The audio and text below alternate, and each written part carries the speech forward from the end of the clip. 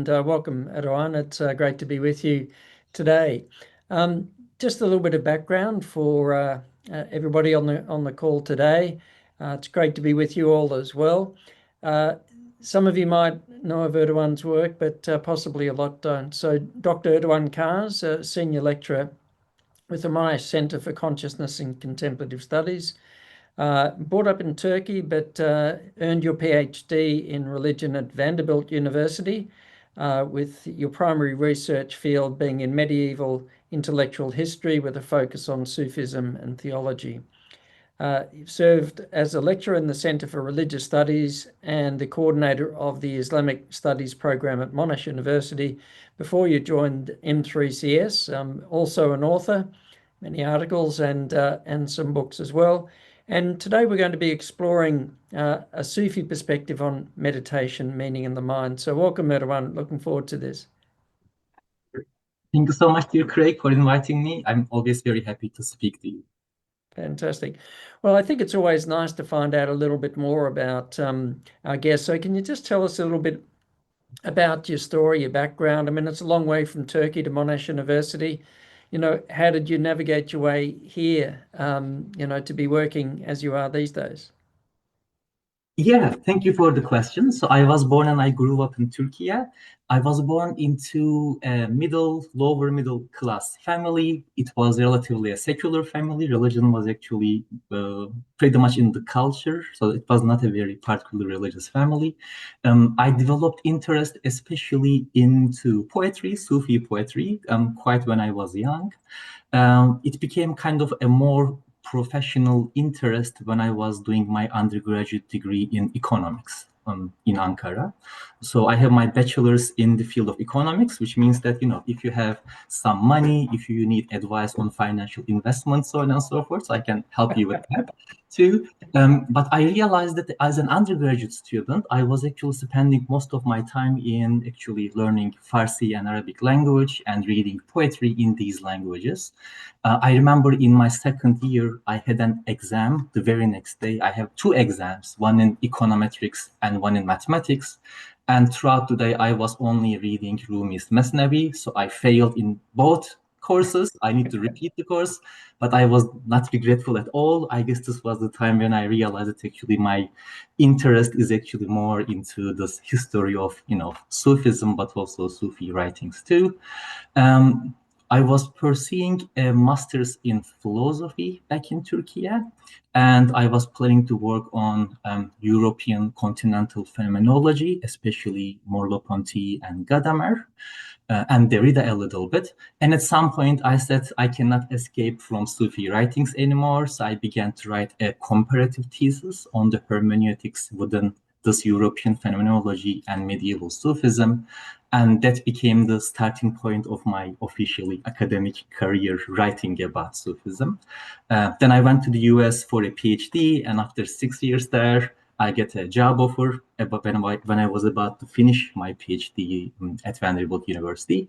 And I came to this beautiful country of Australia. So it's been nearly, 9.5 years, and I've been very happy to be here. It almost sounded like there was a gravitational pull for you towards Sufism that you tried to resist for a number of years. That's true, yes. And that gravitation actually starts in many ways from my childhood. So even though I wasn't coming from a religious family, the Turkish poetry has been a big inspiration for me. So probably the most famous celebrated Turkish poet is Yunus Emre. So he dies in the year 1320, almost like the founding figure of Turkish poetry. And the poetry is, so I enjoyed it very much. It might be the first thing that I have ever read. And I spent days as a child, memorizing the poems. So, reading the poems. Many of those poems become lyrics for songs in popular culture too. I guess the interest developed into what Yunus Emre is actually saying. So rather than just the poetry of it, but actually the metaphysics and the teachings beyond that poetry. Yeah, I resisted a lot. So I could become actually someone else, but I realized that I'm spending so much time in learning about this that maybe it could become a profession. And thankfully it did. So I was able to actually, merge fun and profession at the same time. So I'm very much enjoying what I'm doing. It is, but we're going to talk more about the poetry later, but I think it sort of seems to be very much coming to the fore now. And just to, it is very deeply philosophical, spiritual poetry in a way. Was there something that particularly connected with you? Was there some effect it had on your state of heart or mind, or something else that had that magnetic effect for you? Or was it just the beauty of the poetry, or the wonder of it, or something else? Yes, Yunus Emre's poetry is a very emotional poetry in many ways. So one of them, it was full of very much quote unquote universalist messages, which I found very attractive as a child and as a kind of adolescent. In addition to the deep, intensive love, there was also lots of puzzles that I found quite curious. Those puzzles, I guess, led me to read more about these issues. One of the puzzles was that, for example, the idea that Yunus Emre says that God is or the divine is present everywhere, but also absent at the same time. So those kinds of puzzles came from poetry that actually were kind of in almost like asking questions about bigger questions about what is metaphysics, what's the relationship of the human being to the world and to the human other as well. Many of his poems relate to notions of companionship and friendship as well.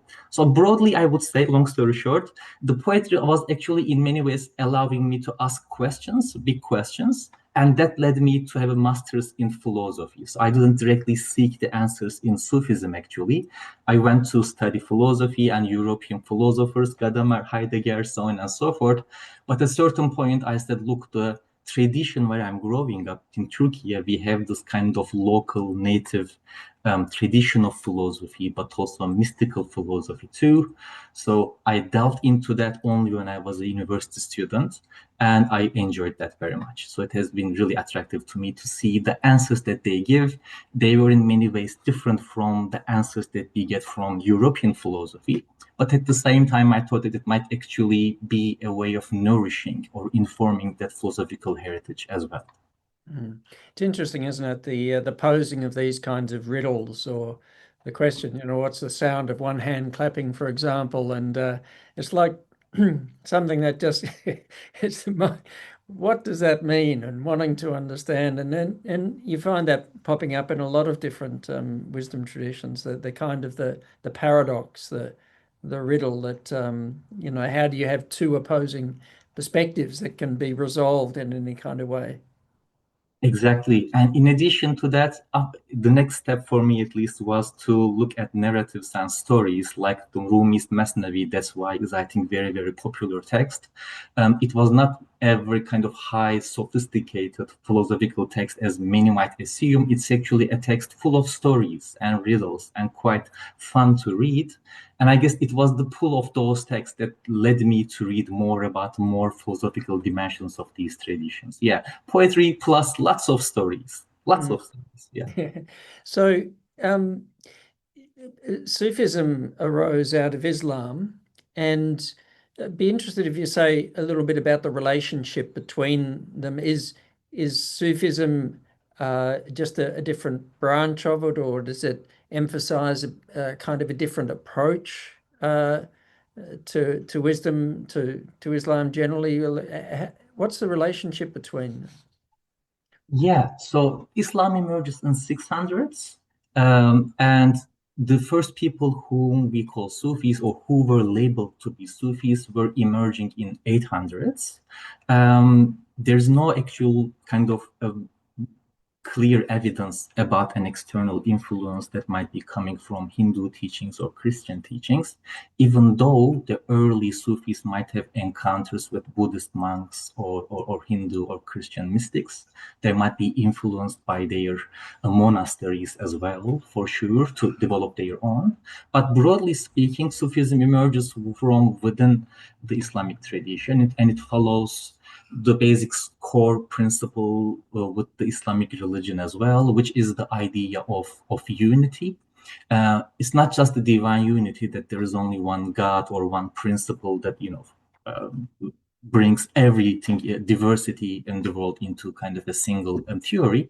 But in addition to that, I guess the issue is that the Sufi tradition tends to look at the world not as only just created by one entity or one God, but also that principle creates an existence of unity for the entire creation.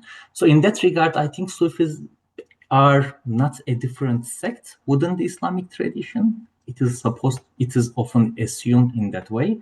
But I think we can think about Sufism as a more intensive practice of religion and internalization of it. Um, a good way of thinking about it might be to think about the idea of conversion. So in religious studies, we have two forms of conversion. One of them is to convert from one religious tradition to another. And the second form of conversion is actually to staying within the tradition, but deepening your understanding of that religious tradition.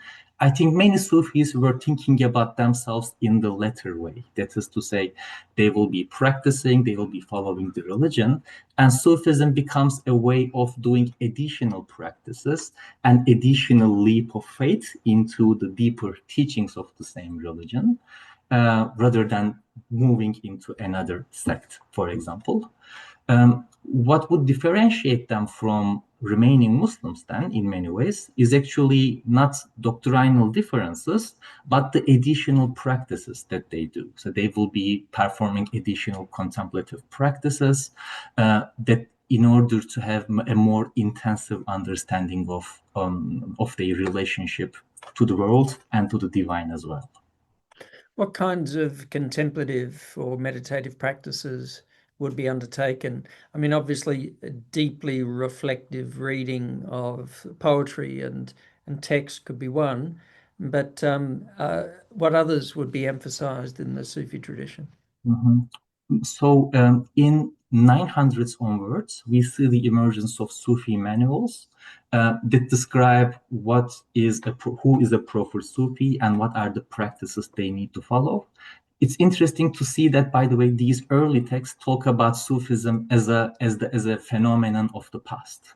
So you find the phrase very commonly in those texts. The phrase is that Sufism in the past, this way in 600s and 700s, was a phenomenon without a name, and now Sufism is a name without a reality. So the idea is that when they already emerged, they already think that real Sufism was actually the Sufism in the time of the Prophet. It wasn't called that way. We have the name right now, but we are trying to just be as pious as these earlier people were. The practices that they perform are in addition to all of the contemplative practices that we see among Muslims. For example, reciting the Quran is a contemplative practice, or calligraphy is a very famous contemplative practice, or daily ritual prayers or supplications are common practices. Within the Sufi tradition, we see a couple of distinct practices. One of them, the most famous one, is called zikr. The translation into English would be simply remembrance. It is basically repeatedly uttering a particular name of God, sometimes in accompaniment with musical instruments or rhythm, so that you would internalize the divine after that constant repetition of that name. That has been quite much affiliated with Sufism throughout the history. Dhikr has multiple variants depending on different Sufi orders. A very famous one, for example, is affiliated with the Mevleviya order, the Sufi orders affiliated with or following the traditions or teachings of Rumi. That is a practice that we know as sama, which means basically whirling, whirling as a way of, practicing or kind of listening to the divine voice and becoming in harmony with the divine madness, in love with God. So long story short, we have this zikr and sama kind of constantly repeating, invocating the names of God, or some musical instruments, and practices like whirling are also sometimes involved in the tradition. So that's the whirling dervishes sort of sense. Can you say a little bit about the practice of whirling? So it's the and describe it a little bit. And is it a kind of a trance-like practice, or is it a meditative, concentrative practice? Does it have symbolic meaning as well? Absolutely, it's full of symbolism. So Rumi dies in 1273, and the Mevlevi Sufi order is established by his immediate followers in 1300s. And this is when the whirling Sufism, the whirling practices that we see today were established.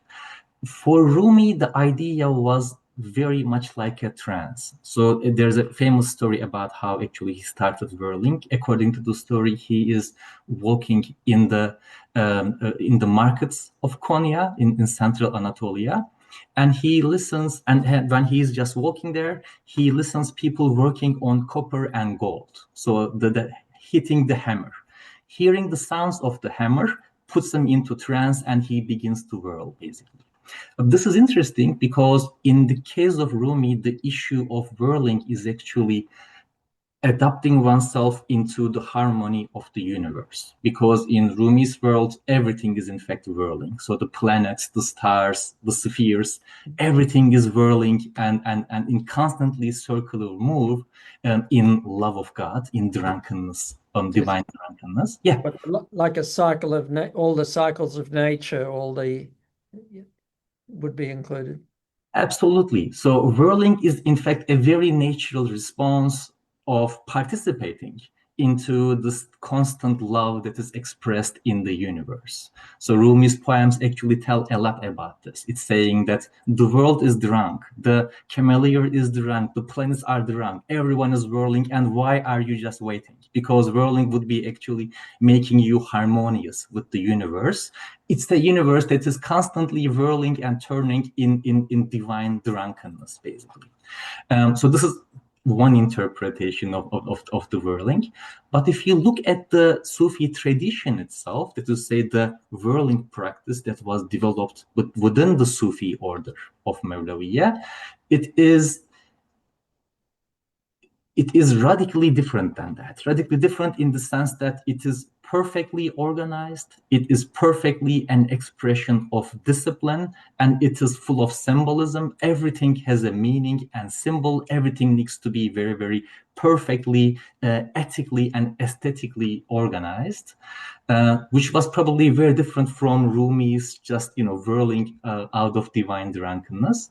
In the case of Mevleviya order, for example, the ritual takes around roughly 2 hours, and typically in a Sufi lodge, they would be performing it once a week at least. Before starting the ritual, the dervishes or the mystics, they will first go to the samahane, the place of whirling, organized for that. They will first circumambulate the place, they will sacralize the place, and they will be wearing a black garment. That black garment symbolizes the annihilation of the self. So they are underground, so to speak. After the whirling, after sacralizing the space, they will remove that black garment, and what appears is actually an entirely white garment, which is a symbol of also of death, or being ready to die now, to this kind of ego. Because when Muslims are buried, all they take with them is actually just this two-piece white cloth, basically, nothing else. And during the whirling, you have all this kind of symbolism about their clothing, about their gestures. So, for example, during whirling, one of the hands of the Sufi is looking upwards to the sky, and the other one's looking downwards on earth. The idea here, or the symbolism here, is that a proper Sufi should be the person who gives to the earth and to the people whatever they are receiving from God. So they should be channels of divine generosity, so to speak. Another symbolism is that when they are whirling, if you watch some of their videos, you will actually see that their left foot is always constant. They are not just randomly whirling, they're actually whirling around the pole of their body, which is the left axis of their body, which is exactly where the heart is located. So they are not whirling randomly, they are in fact whirling around the heart. which is the idea that God is in fact manifest fully in the hearts of every individual, and you need to seek God not only outside of yourself but also within your heart as well. So that's also another symbolism. So you can write books about the symbolism in that 1 hour ritual, but long story short, everything needs to be perfectly organized. The music, the rhythm, all of those things should be perfect, and all of them have a symbolism behind them. But the origin of that is actually going back to the Rimi's trance in trying to join the drunkenness of the universe. And I dare say it is a metaphor, because I would be suspect getting literally drunk. So there's this sort of divine, well, in some of the Renaissance, talk about the divine divine frenzy and so on, this sort of exalted state. At the end of the whirling, is there is it like a coming back to a state of peace or stillness, or is there meant to be some other state that's sought at the end? Yes, exactly. So once the whirling, so there are three periods of whirling within that roughly 2 hour ritual. At the end of it, at the end of the whirling, everyone sits and they will quietly recite the Quran, and they will finish it with a general supplication, basically. And after the finishing of the ritual, the dervishes will be going to their cells or rooms or somewhere else and individually continue the contemplation. So that is, it's interesting in the sense that you have this communal whirling, which is followed by the individual contemplative practice. The social and the individual are kind of complementing each other. You said before about the annihilation of the self, which is like very strong term. I'd just be interested to know, because many wisdom traditions talk about this kind of thing in slightly different ways. But what does it actually mean? What would be a practical expression of that? I mean, for example, we all have our kind of ego that comes to the fore, and it can be full of pride, it can be full of fear or anger and all these kinds of things that the stories, the narratives we have about ourselves that often trouble us, and in the middle of the night, and we go, is it that kind of that kind of self that's the one is seeking to liberate oneself from? Can you say more about that?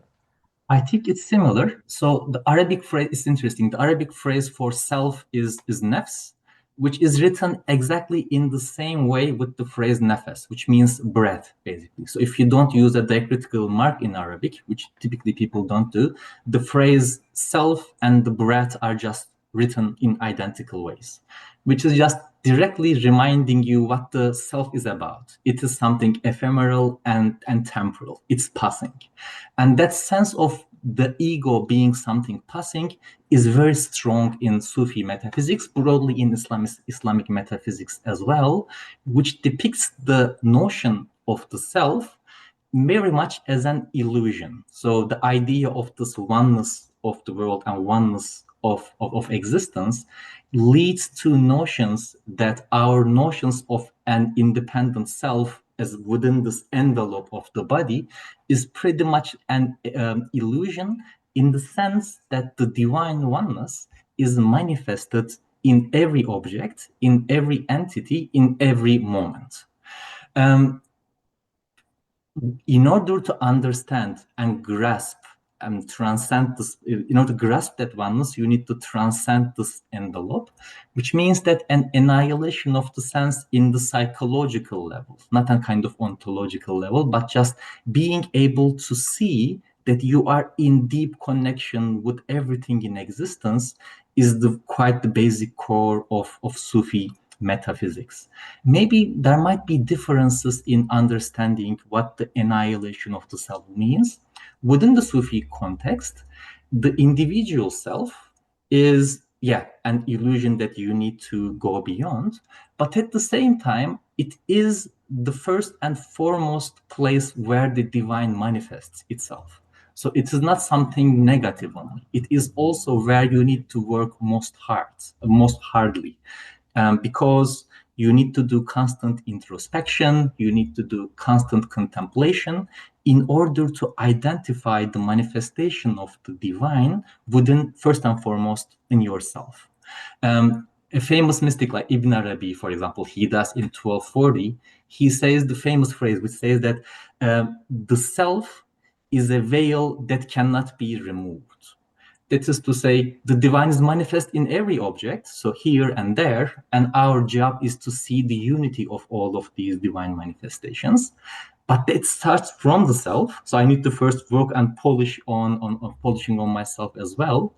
But that polishing act is actually not a way of denying the reality of myself, but it's very much like polishing, perfecting, disciplining it so that it becomes a perfect mirror of this divine manifestation. So when we think about the annihilation of the self, we are not thinking about punishing the self or something, but looking at it as the immediate manifestation of the divine. And if you work on it very well through contemplation, and if you can polish it well, what you will realize is that the divine is manifest in every object. Because you mentioned before about a sense of unity and what we see around us is this incredible diversity.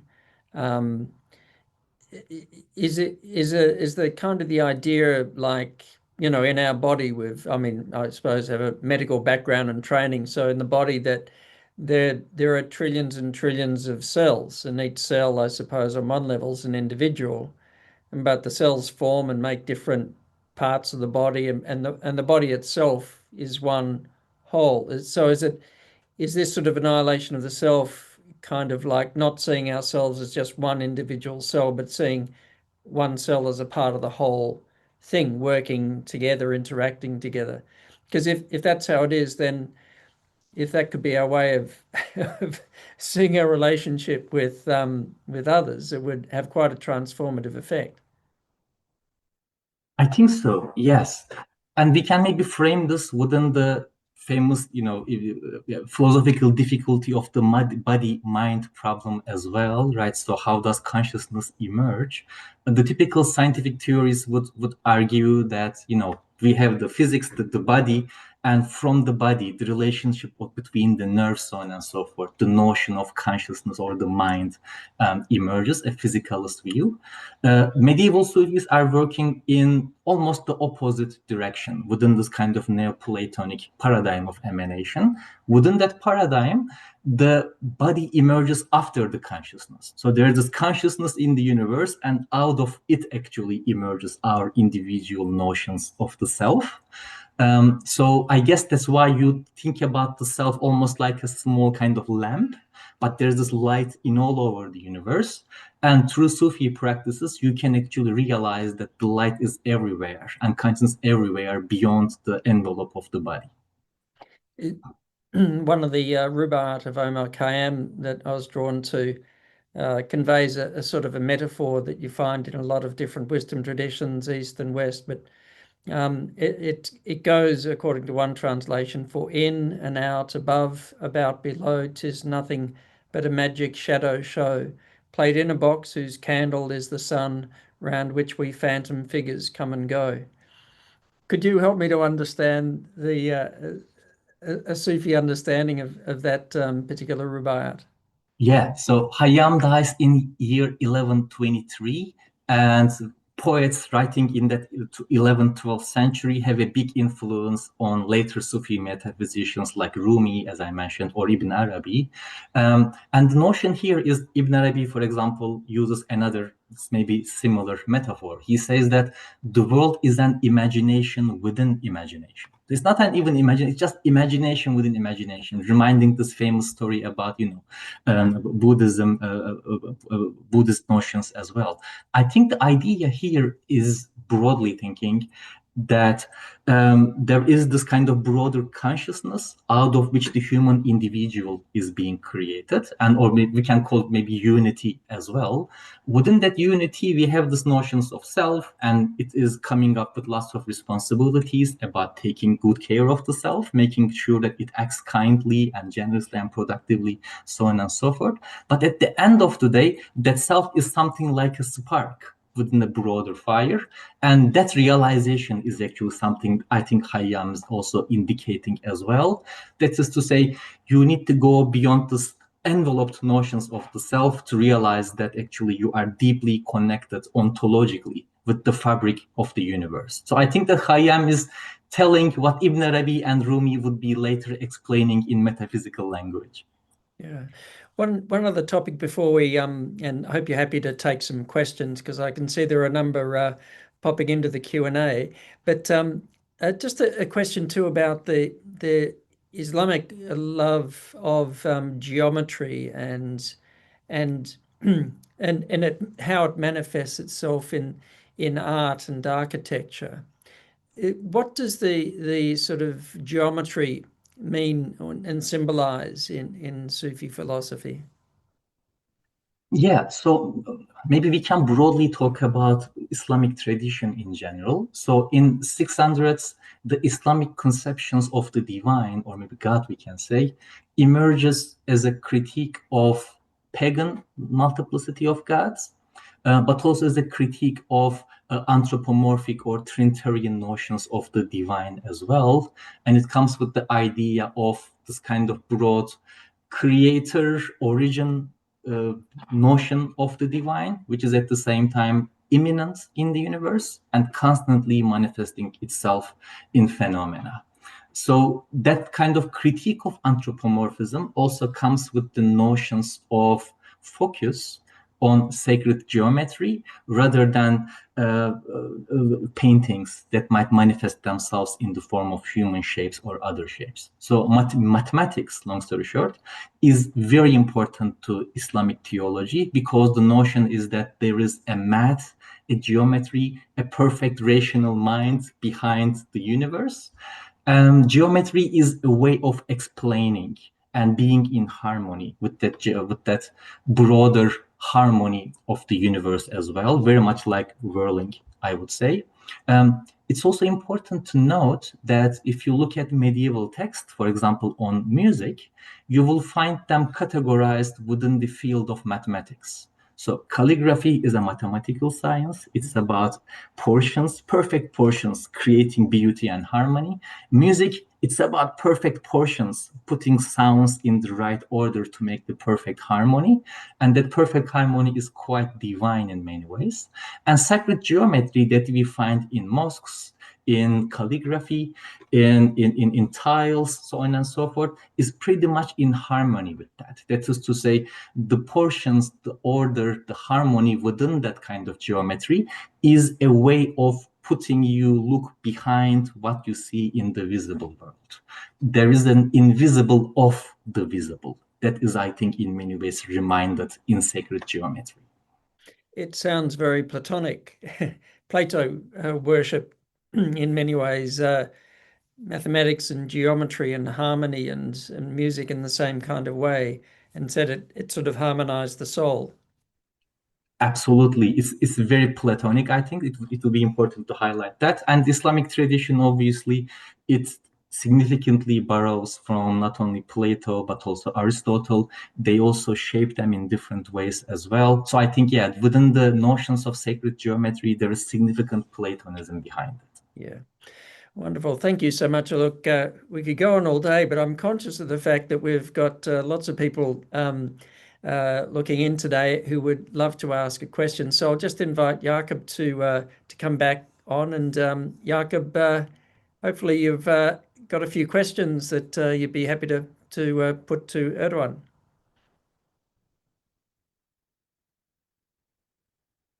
Need to unmute, Jakob. Yes, there's quite a few questions that has popped up in the Q&A, and you can still put some in if you have questions. We'll start with one first from Giovanni, who says, what does Erdogan think about the comparison sometimes made by scholars between the Sufi notion of fana, annihilation of God, and the Buddhist concepts of anatta, non-self? Although the theological frames differ, union with God versus liberation from cyclic existence and so on, is there any relevant evidence about a possible Buddhist influence that should be considered just a shared conceptual, intriguing coincidence as a result of contemplative religious practice? Great question. Thank you so much, dear Giovanni. Wonderful question.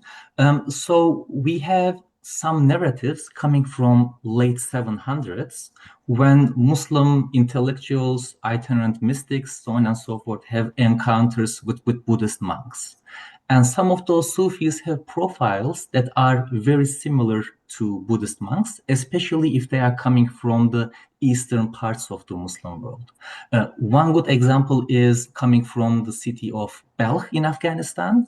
We have this mystic called Ibrahim ibn Adham. He dies in 770s or so. He is very much like a prince-like a figure. He is the son of a rich ruler. But he abandons this kind of famous life. He goes and wanders around the world, and he realizes that there is this kind of emptiness in everything that we pursue. And he realizes that the real path is, in fact, kind of denouncing these worldly pleasures and intensifying one's contemplative practices, right? This is very much similar to, in many ways, as far as I see, for example, the stories related to the Buddha as well. But I think these are only really kind of small anecdotes. So other than that, we don't have quite real evidence about, or strong evidence about Buddhist influence on any Sufi practices or Islamic practices in general. I think when it comes to the issue of the self, annihilation of the self, and whether it's comparable to nirvana, yeah, I think it's intriguing. But I think, as I tried to mention briefly, in the case of the Sufi annihilation, maybe we can talk about the Sufi psychology, but the annihilation is in fact not the end goal within the Sufi tradition. And it's interesting, if you look at texts written in 900s, the Sufi manuals, they talk about the annihilation of the self.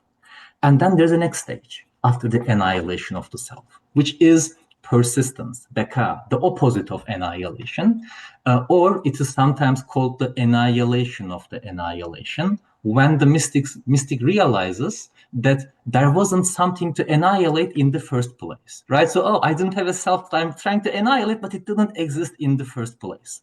The key difference here, and I think Giovanni is an expert in Buddhism, so he might tell more about this. But as far as I see as an issue of difference, in the case of Sufism and Islamic tradition in general, you actually see a divinization of the human self rather than annihilation of it, and it's not unreal. In the case of Islam, you have the opposite. Once you annihilate the self, what you realize is that actually it's a drop in the ocean. So there's nothing but the drop on the one hand, but on the other hand, drop is just nothing. Very much like an awareness emerges about the self, which is the self is of divine nature, and the Sufi just continues to act, and those actions have now divine value. This might be simply a difference in nuance, I'm not sure, but I guess that looks slightly different from the issues of nirvana. I hope it helps as a quick answer. No, so that's good. And there's a question here from Kevin that follows up a bit on the same theme, but dives more into the Sufism part of it. When people talk about polishing the self to annihilate it, does that mean it's like trying to become the divine? And if the divine isn't everything, does that mean a person actually becomes the divine when they reach fana, or is it meant in a different way? Yes. So the individual, Sufis wouldn't put it, but theoretically we can say this: the individual is the divine by definition, ontologically. In the case of fana and the annihilation of the annihilation, they become aware of it. So there's a big difference between becoming aware of a unity and claiming the unity. So Sufis would be very much kind of beware of saying that I am God, I am the divine, so on and so forth. And when some of them uttered those statements, they would actually approach them with reproach. They would say, no, you shouldn't say that. Because if you really experience oneness with the divine, you cannot actually say that I am God, right? There's no I in the first place. But in brief, I think within the Sufi cosmology, broadly, we can say that human is the perfect manifestation of the divine when they are able to actually understand their potential and annihilate their self.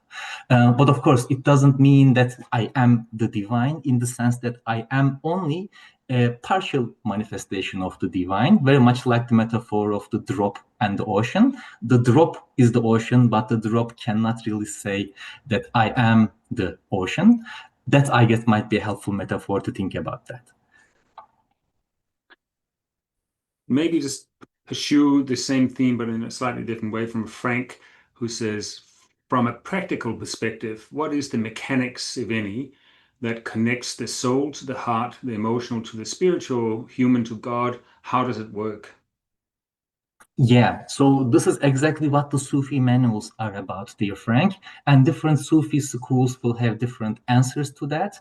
Some of those schools will be very individually oriented when it comes to contemplative practices. Some of them will be having more kind of communal practices, and they will be encouraging companionship, for example, as a method of polishing the self. Rumi is a very good example. So, Rumi has this famous teacher called Shams, and nobody understands why Rumi likes this Shams so much. But in Shams, Rumi finds this perfect teacher, and they spend days together talking and communicating. And the idea is that Shams became a perfect mirror for Rumi, because the perfect way to understand and polish yourself is happening through the mirror of someone else. So human relations, companionship, friendship becomes the really key point or method of polishing the heart. And Rumi has many poems about this, asking his followers to abandon seclusion and come and join the conversation. The beauty of conversation, right? This is similar, by the way. I find a similar example in the case of Saint Augustine. If you remember, Saint Augustine talks about having a mystical experience when talking to his mom. So with his mom, he has this conversation, and he says, and I felt this elevation when I was talking to my mom. Now, how many of us think about mysticism when we talk to our mother or father or something like that? But that communal way of polishing the heart is one way. More individual practices, individual contemplative practices, repeating the names of God, or calligraphy, art, so on and so forth. You have all of those tools within the Islamic tradition. And depending on your taste, you would be following the one that suits you, I would say. Thank you. Okay, here's a question from Joel. A short one. In what ways do you think modern or Western philosophy may be in need of nourishment? Yeah, the example that I was talking about nourishing the European philosophy was, for example, in the case of physicalism, as I was mentioning. I don't know whether physicalism is tenable, maybe it's not tenable anymore, but I think that in many ways, the way in which science is working, if you remember Thomas Kuhn, for example, paradigms, without realizing, I think we rely on significant metaphysical assumptions about what the world is look like. So I'm not saying that scientist is a metaphysician, but I think that without consciously realizing, many scientists rely on significant assumptions about what the world does look like, what the human experience is, in the case of studies of consciousness too. I think that these assumptions are open to questioning, and this is where I find non-European traditions, including mystical traditions, quite helpful in thinking about what might be the alternative metaphysical perspectives that we can adopt in order to inform science. This is one perspective. The second perspective is, I think, maybe even more broadly about the relationship with science and religion. I think that until recently, we were thinking about them in eternal conflict. The famous image of, Jesus putting a, punch to Darwin pulling the beard of Jesus, so on and so forth. I think that religious people tend to actually look at science not as a kind of conflict, but in fact, in many ways, they find religion as a way of stimulating their curiosity about what the universe is look like, what the divine manifests in different ways. So long story short, I think that religion might be in many ways not only in conflict, of course, sometimes conflict, to admit that, but also it can be actually not only harmonized, but actually it can stimulate science to ask more questions, to be more curious from the perspective of divine mystery. Beautiful, thank you. The questions are pouring in, which is fantastic to see. Thanks everyone for engaging in the discussion, which is really fabulous. Here's a question from Isan, which shifts the perspective a little bit.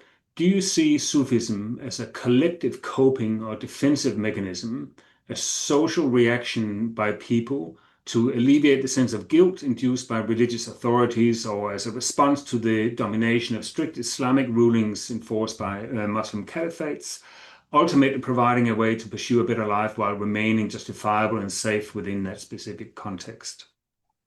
Yeah, wonderful question, dear Hassan. I think that broadly, religion in general is an excellent coping mechanism. Not just Islam, not just Sufism, but in general, religion is actually allowing us to get big answers to the existential questions about meaning, right? Why do we exist?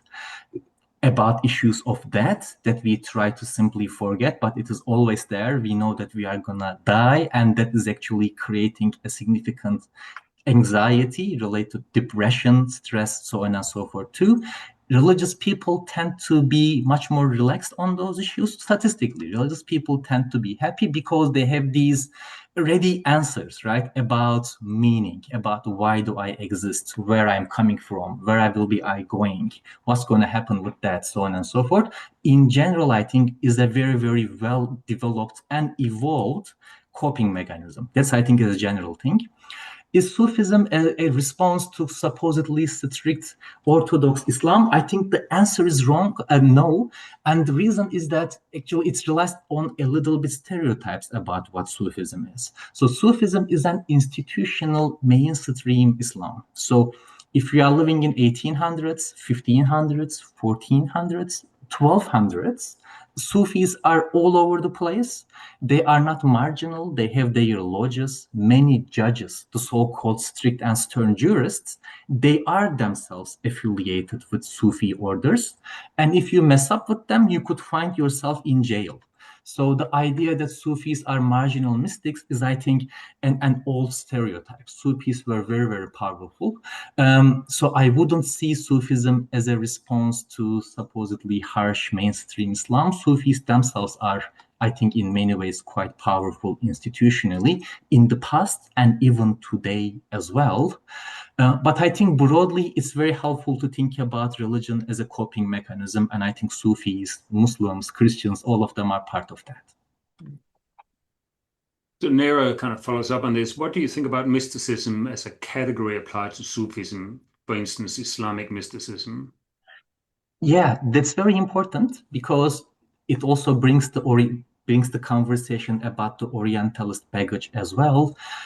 Typically, Sufis are depicted as the kind of peaceful minority or marginal group of Muslims in European world, precisely because the European Orientalists would actually rely on their own notions of mysticism in trying to understand Muslims and other traditions as well.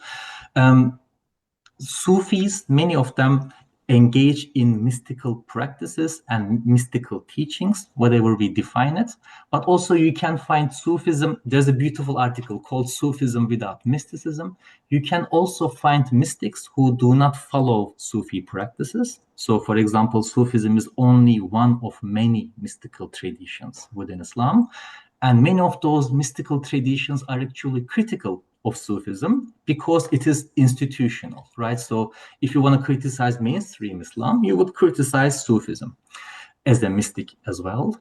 But also, secondly, you can also find plenty of Sufis who actually denounce mystical teachings and try to adopt a very kind of strict, concrete, pietistic teaching too.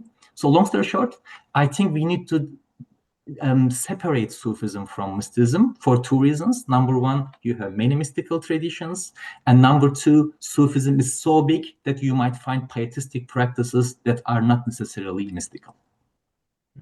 Thank you very much. And I think with that, we are ready to end today's session. There's still a few questions that we can't get to, unfortunately.